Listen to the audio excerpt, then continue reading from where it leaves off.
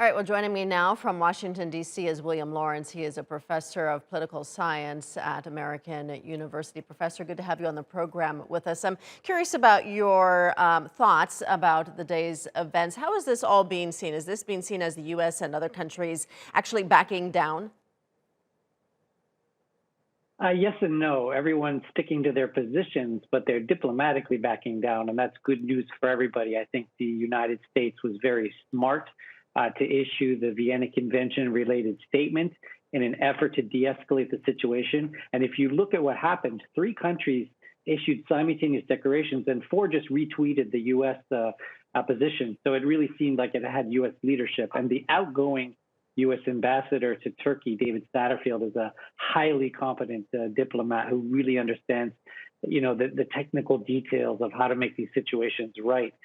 In terms of Erdogan himself, obviously, he didn't reverse what he had said over the weekend, but he accepted the statement, which seems like a very positive de-escalation at a very critical moment where there's a number of Turkish engagements and Turkish rapprochements going on, and it really didn't do Turkey much good to get in this spat with all of these European countries, primarily because of all these important international engagements that are going on right now. I think the longer term question is, Turkey is a member of the Council of Europe. The original problem was caused by its commitments as a member of that council. So that, of course, will be an issue to discuss going forward. Yeah, and I was wondering about that long term. I mean, this certainly is a de-escalation of tensions for now, but what does this mean for Turkey with its relationship with its Western allies, in particular the United States? Because as we know, that relationship has been a bit rocky over the last few years. Well, everybody, including myself, we try to keep Turkish international affairs separate from Turkish domestic affairs for a lot of good reasons, including the reasons that Erdogan was objecting about. But sometimes the two crash up against one another. And this was a case, the Kavala acquittals and then the rearrest. This is a case where they sort of ran up against each other. But everyone would do very well to sort of step back and reassess what's going on right now. As I said, there are a number of rapprochements and engagements that Turkey is doing internationally, which are very important, not just for Turkey, but for the United States as a member of NATO. And letting these spats accrue and augment, really does nobody any good.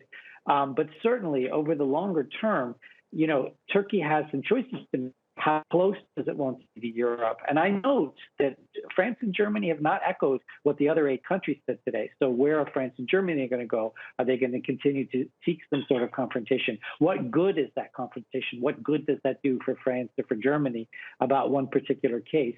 Of course, the Europeans have been saying over the weekend that this has everything to do with Turkey's international commitments rather than any one case.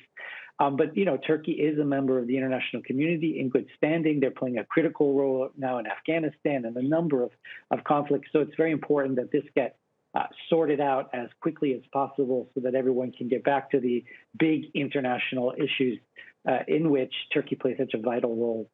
Yeah, and speaking of that, the G20 summit gets underway on Saturday in Rome. Do you expect that Biden and Erdogan will meet, and what kind of message would that send?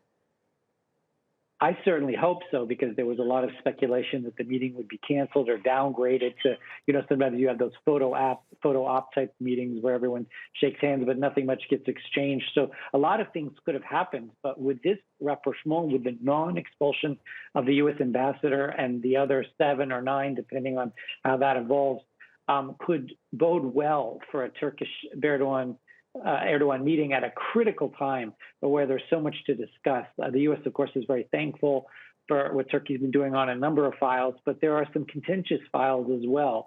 And it would really be worth a lot to both countries to have that meeting. The United States, unlike most of the other countries of the world, really manages 200 relationships at once.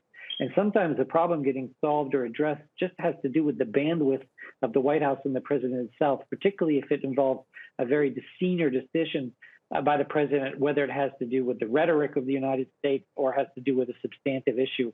So again, a Biden-Erdogan meeting should be in the cards, needs to be in the cards, and I hope it takes place. All right, Professor William Lawrence joining us from Washington, D.C. Thank you, Professor.